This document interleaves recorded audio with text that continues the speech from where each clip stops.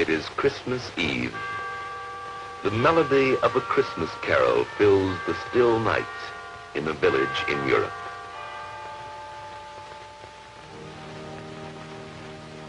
It is Christmas Eve.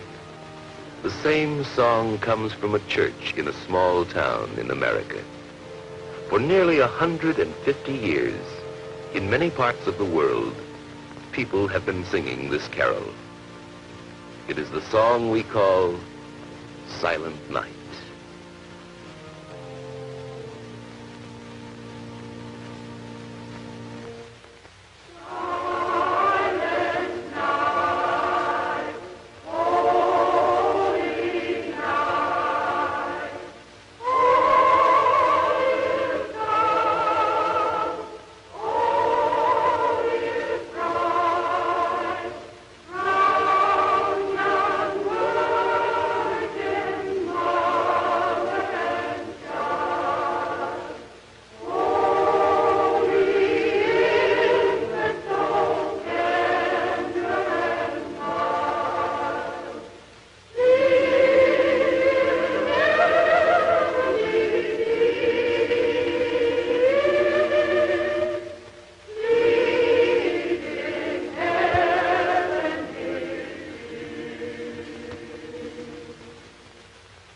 Who wrote this beloved song?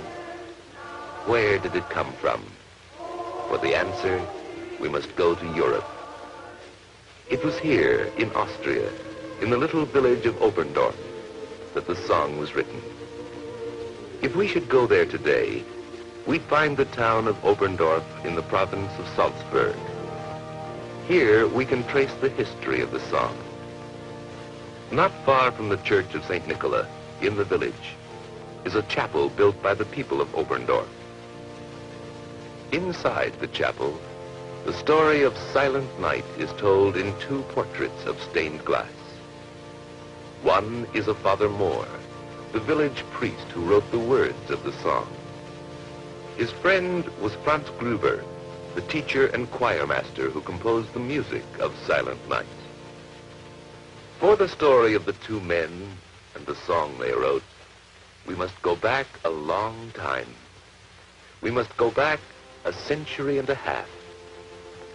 It is the year 1818, in the holiday season, the Christmas season. In the village, it is the time of age-old Christmas customs.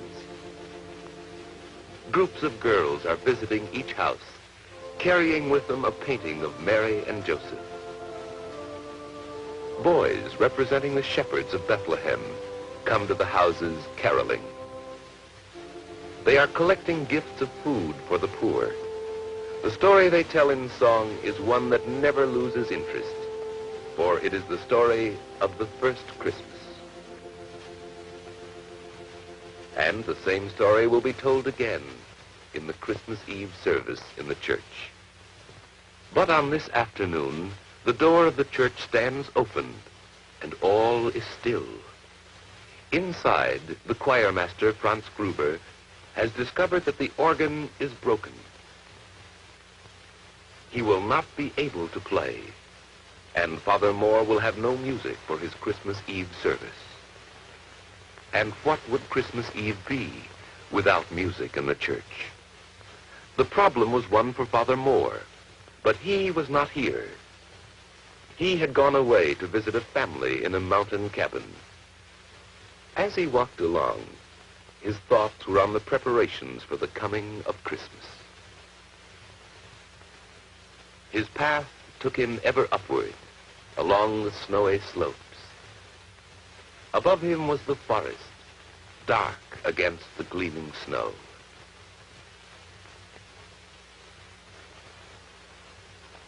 From below came the faint and musical sounds of a mountain stream.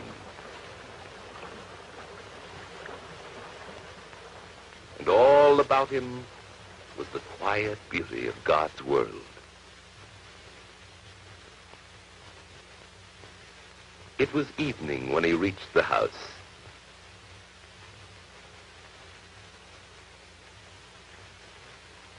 At the door, he received a warm and friendly welcome. And there before him lay a baby with his mother. Perhaps as he watched, Father Moore may have thought of another child, the Christ child, lying in the manger. It was night when Father Moore started back to the village. In the moonlight, the mountain slope lay still and calm. It was a beautiful night, a holy night. Father Moore thought of many things. The child he had seen, the beauty of the night, the Christmas soon to come. And so it was, as some say, that on his return to the village, Father Moore wrote a poem. The words seemed to come quickly and easily. Stille Nacht, heilige Nacht, silent night, holy night. Even as he wrote, the priest wondered whether the poem could be set to music. Father Moore decided to take it to Franz Gruber. The two friends, priest and schoolteacher, talked it over together. The schoolteacher began to read. Silent night, holy night. Why, this was a poem that was meant for Christmas. Father Moore wondered, could the words be set to music? Of course, Franz Gruber would compose a melody. Perhaps they would have some music for their Christmas Eve service after all. The words themselves seemed to suggest the melody, a simple melody, one that Franz Gruber first played on his guitar.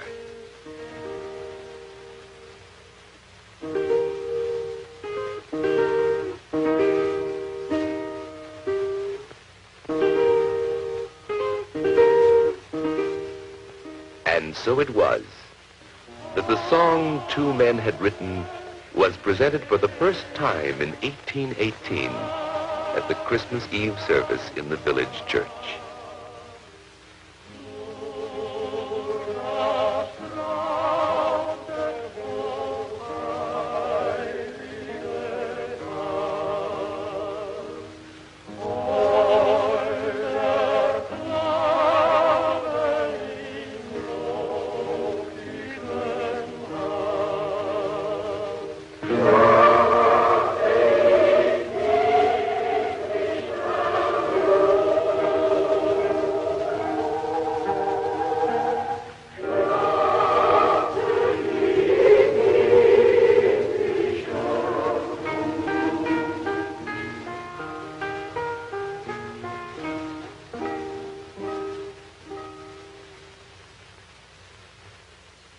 Christmas was over, and in the days that followed, no one outside the village knew about the song. With the first hint of spring, an organ mender from a village in the Tyrol came to Oberndorf. The children knew that at last someone had come to fix the broken organ in their church.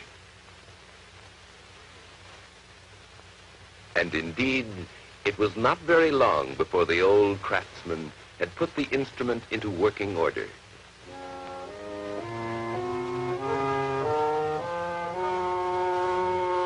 Now, he said to the choir master, you try it. And so Franz Gruber sat down and began to play the Christmas song he had written some weeks before.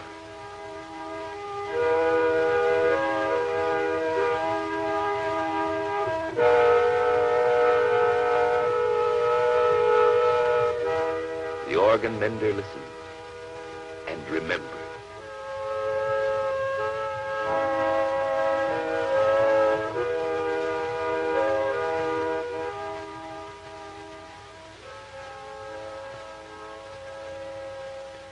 All the way back to his own village, the organ mender thought of the lovely words and simple melody.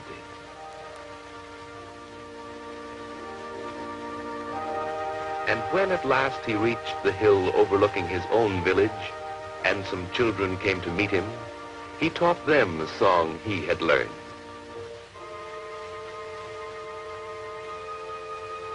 Down the hill ran the children, and with them went the song, Silent Night.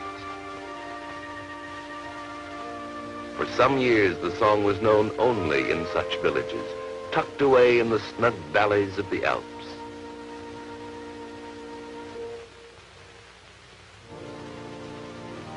But finally, it found its way to St. Peter's Abbey in Salzburg. And from the city of Salzburg in Austria, the song was eventually carried to other places in Europe. To Paris,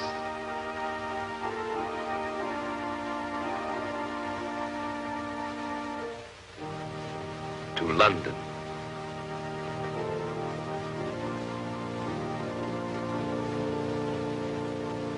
and then to places in America,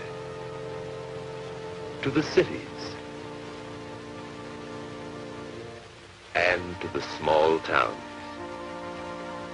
Today, Silent Night is a song that belongs to everyone.